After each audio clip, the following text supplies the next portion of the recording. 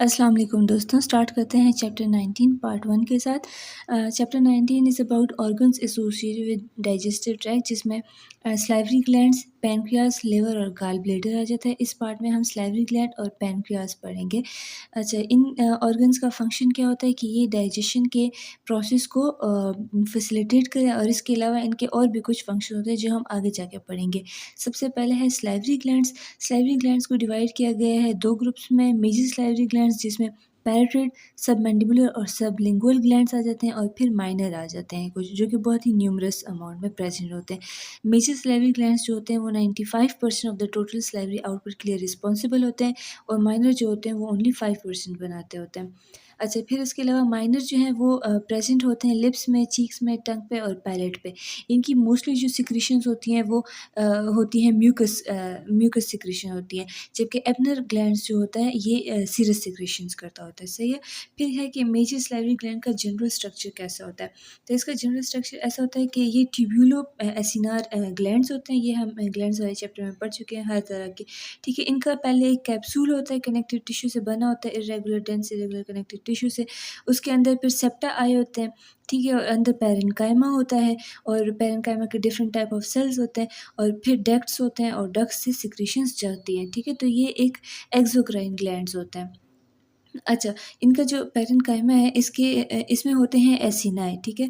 Acini क्या होते हैं कि वो एक ऐसे स्फेरिकल शेप्स की स्ट्रक्चर्स होती हैं, और जिसमें से हमारे पास सिक्रीशंस जो होती हैं वो आती हैं। ठीक है। सीरस सिक्रीशंस भी होती हैं, म्यूकस सिक्रीशंस भी होती हैं। ठीक है।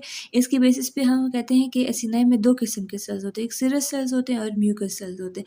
सीरस सेल्स जो होते हैं वो पिरामिडल शेप के होते हैं, और इनका जो एपेक्स होता है उसमें ज़ाइमोजिन ग्रैन्यूल्स प्रेजेंट होते हैं, जिसकी वजह से उनका ऊपर का जो पोर्शन होता है वो इसिनोफिलिक स्टेन होता है, और नीचे जो होता है राइबोसोम ज़्यादा होते हैं, और आर होता है, जिसकी वजह से वो बेसोफिलिक स्टेनिंग देता है।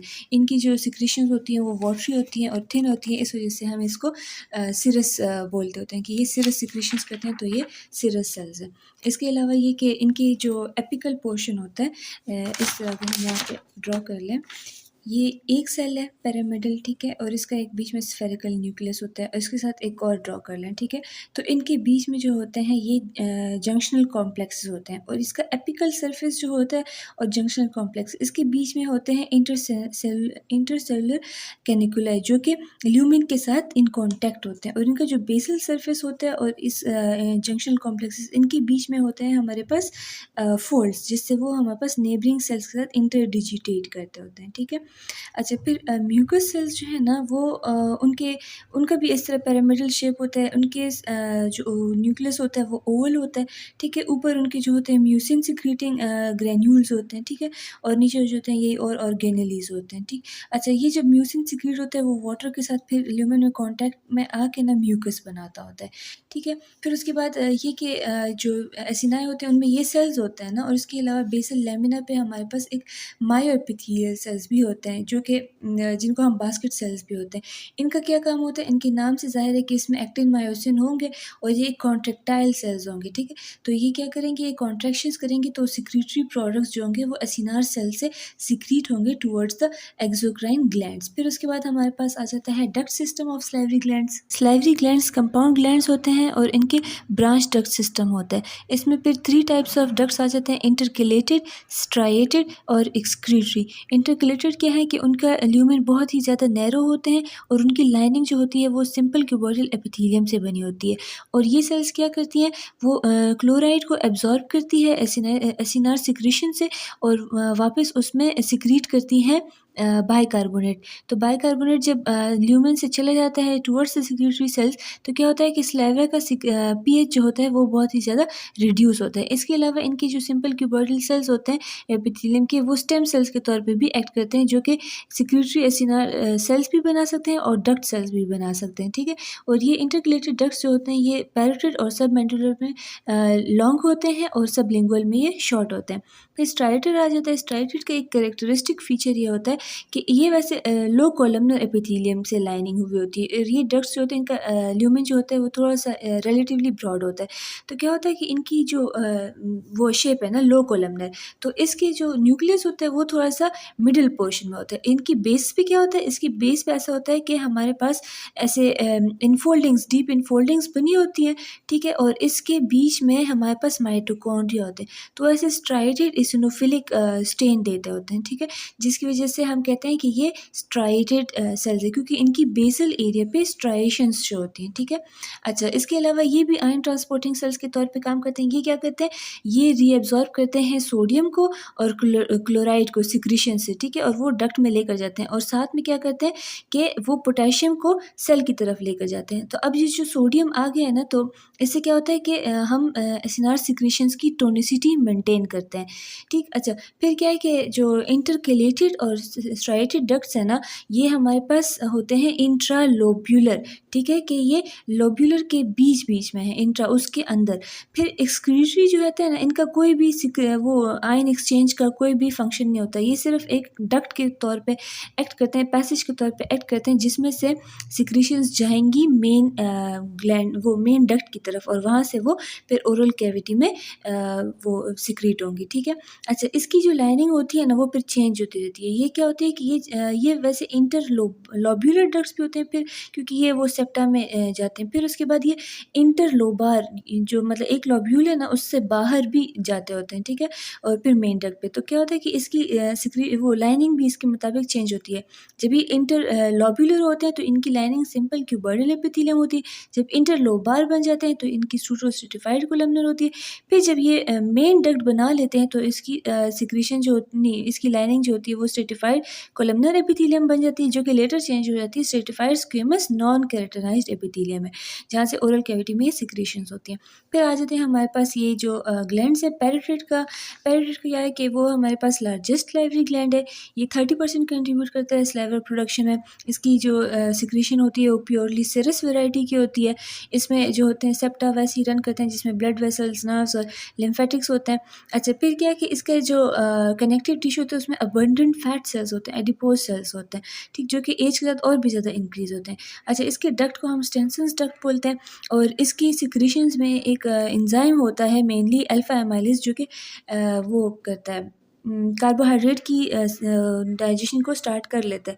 इसके अलावा इसमें प्रोलीन रिच प्रोटीन्स होते हैं। उनका क्या काम होता है, वो जो होते हैं एंटी माइक्रोबियल भी होते हैं, और इसके अलावा कैल्शियम बाइंडिंग एबिलिटी भी होती है उसमें, जो कि एनेमल ऑफ द टीथ को स्ट्रेंथन करती है। नेक्स्ट आ जाते हैं हमारे पास सबमैंडिबुलर ग्लैंड, जो कि मिक्स्ड वेराइटी का होता है। इसका 90% पैरेन्काइमा सिरस सेल से बना होता है, और 10% पैरेन्काइमा जो होता है वो म्यूकस सेल से बना होता है। अच्छा, जब हम इनकी स्टेनिंग करते हैं तो फॉर्मल्डिहाइड लगाने के बाद म्यूकस सेल्स जो होते हैं वो स्वेल अप हो जाते हैं, और इसके ऊपर अगर जो सेरिस सेल होते हैं वो हमारे पास थोड़ी सी स्पेस उनके लिए लग जाती है, तो वो ऐसे बेंड हो जाते हैं। तो इस शेप को हम कहते हैं ये क्रीसेंट शेप्ड है, तो इसको हम कहते हैं सिरस डेमिल्यून्स बन जाते हैं।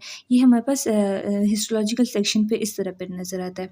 अच्छा, फिर ये कि इनका जो कनेक्टिव टिश्यू होता है वो वेल डेवलप्ड है, उसमें से सेप्टा आते होते हैं, और इसका जो डक्ट होता है उसको हम वाटर्स डक्ट बोलते हैं, जो इसका मेन डक्ट होता है, और इसकी जो सिक्रीशंस होती हैं उसमें म्यूसिन, अल्फा एमाइलेज और लाइसोजाइम्स प्रेजेंट होते हैं।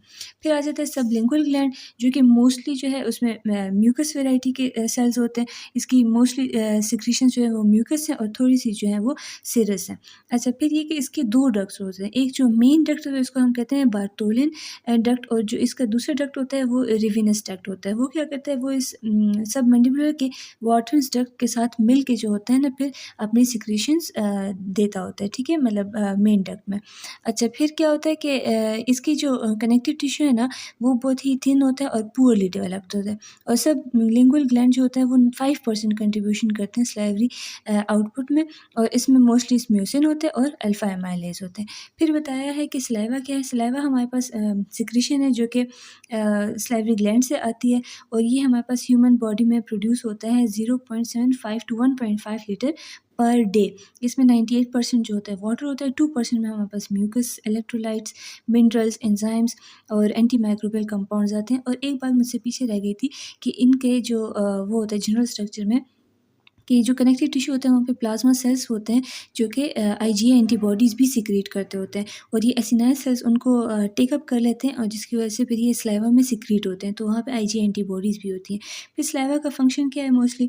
उसका लुब्रिकेशन है, डाइजेशन है और प्रोटेक्शन है। लुब्रिकेशन क्योंकि वो स्लाइमी सा होता है, डाइजेशन उसमें एंजाइम्स होते हैं और प्रोटेक्शन कैसे करता है कि वो कोटिंग कर लेता हो, ठीक है? और ये मॉइस्ट रखता है हमारी ओरल कैविटी को, तो इससे हमारे पास स्पीच, मैस्टिकेशन और स्वेलिंग ये सारी चीज़ें जो होती हैं ये आसान हो जाती है, ठीक है? च्यूइंग।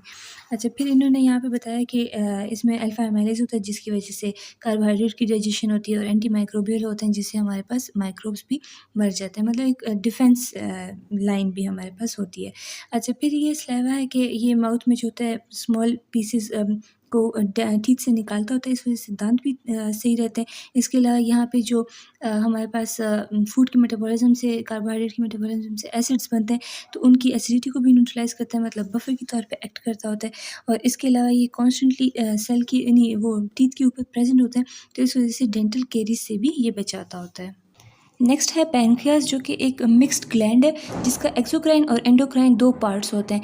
इसका जो एक्सोक्राइन ग्लैंड है, एक्सोक्राइन पोर्शन है वो जीआई ट्रैक्ट में हेल्प करता है, उसमें डाइजेस्टिव एंजाइम सीक्रेट होते हैं थ्रू डक्ट सिस्टम, ठीक है? और इसका जो एंडोक्राइन पार्ट है वो आइलेट्स ऑफ लैंगरहैंस पे मुश्तमिल है जिसको पैंक्रियाटिक आइलेट्स भी बोलते हैं और वो क्या करते हैं, वो हार्मोन्स रिलीज़ करते होते हैं और वो मुश्तमिल है 1 to 2% of the mass of the pancreas, ठीक है? अच्छा, फिर क्या है कि जो पैंक्रियास है ये एक कैप्सूल से इनक्लोज्ड होता है, थिन कनेक्टिव टिश्यू का इस पे कैप्सूल होता है और वो और इस ऑर्गन को लोब्यूल्स में डिवाइड करता है और उसके बीच में जो सेप्टा होते हैं वहाँ पे ब्लड वेसल्स, नर्व्स और ducts of the gland travel करती है।